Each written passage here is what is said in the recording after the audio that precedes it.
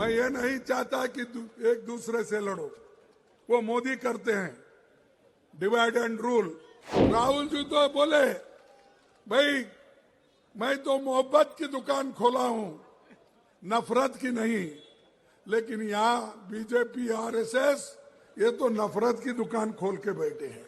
ऐसे लोग हमारे देश के लिए जान दिए और मोदी जी सबकी जान ले रहे। अरे सुनो भाई, सुने तो ही ज्ञान आता है, ज्ञान आए तो ही आप बोल सकते हैं। स्लोगन शाउटिंग मेरे लिए करे तो मैं खुश हो जाऊंगा। 16% एसटी है, एससी है, बैकवर्ड्स अधिक है।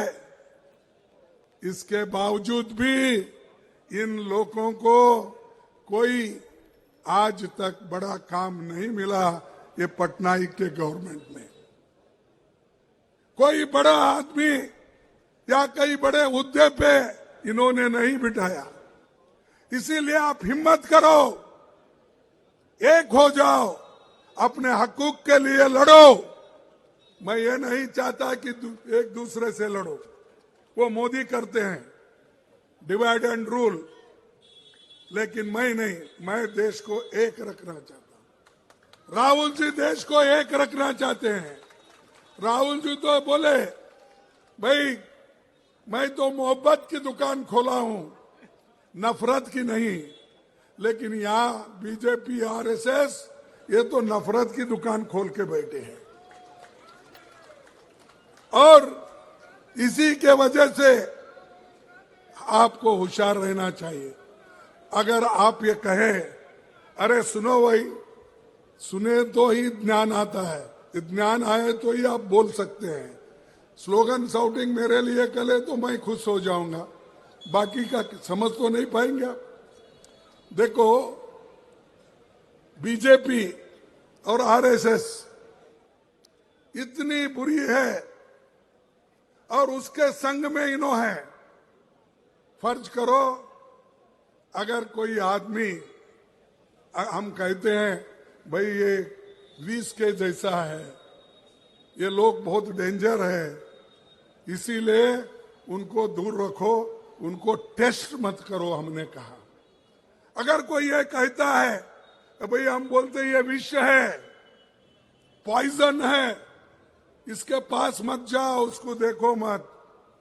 अगर कोई ये भी कहता है नहीं वो विष है या नहीं, मैं जरा चाट के देखता हूं, तो क्या होगा? अरे तुम चाट के देखे तो भी मरेंगे, दूर से देखे तो उनका अन्याय अत्याचार भी तुमको मालूम होगा। तो जैसा ये आरएसएस और बीजेपी ये विष जैसे है, पॉइजन है, एक एक करके हमारे हकूक को छीन ले रहे हैं। एक एक करके हमारे जितने भी हक थे, महिलाओं के हो, एसटी के हो, एससी के हो, वो सब खत्म कर रहे। आप देखिए बाजू मणिपुर में क्या हो रहा है, हजारों लोग मर रहे हैं, महिलाओं का रेप हो रहा है, सैकड़ों गाड़ियां जल गए, घर जल गए। कहां है मोदी जी, कहां है बीजेपी? यहां सिर्फ हमको दिखाने के लिए वहां यहां ऐसा फिरते हो। जाके अपनी सूरत बताओ मणिपुर में, जाके बताओ नागालैंड में, तब आपको मालूम होगा। देश को एक रखने के लिए अगर कुर्बानी भी देना पड़ती है तो आपको देना पड़ेगा, क्योंकि आप में वो हिम्मत नहीं। जब इंदिरा गांधी जी को कहा गया,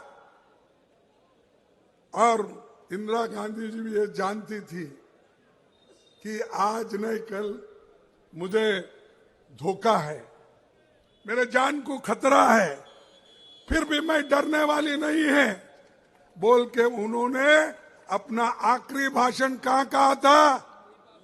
यही कहा था। जो नेता ने आखिरी भाषण यहां कही, जाने का बाद उनके शरीर में 32 गोली डाल के उनको मार दिया। क्या कसूर था? क्या किसी के पैसे लूटे थे? क्या किसी का माइन लूटा था? क्या किसी की संपत्ति हड़प की थी? उन्होंने देश को एक रखना चाहते थे, लेकिन ये लोगों ने मार दिया।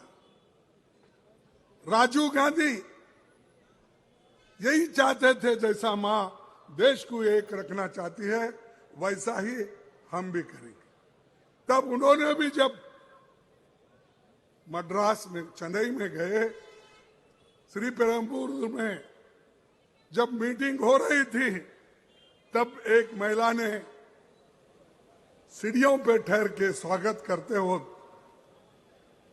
वो महिला अपने कमर पे मानो बॉम्ब बनाकर लेकर बांध के लेके गई थी, और वो हार डालते डालते उनके गले में बॉम्ब स्फोट हुआ और राजीव जी के देह का, शरीर का टुकड़े टुकड़े टुकड़े हो गए।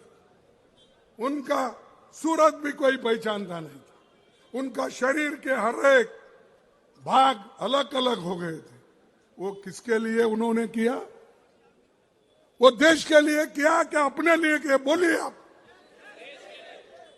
फिर ये पटनायक को समझ में नहीं आता, ये आरएसएस को समझ में नहीं आता, ये बीजेपी को समझ में नहीं आता। ऐसे लोग हमारे देश के लिए जान दिए, और मोदी जी सबकी जान ले रहे। वो ये जानते हैं, भाई डालो, हमारी बात नहीं सुनता, ईडी का रेड करो, इनकम टैक्स का रेड करो, और आईटी का रेड करो। ये सब करके उन्होंने हुकूमत चला रहे। हम प्रेम से हुकूमत चलाए।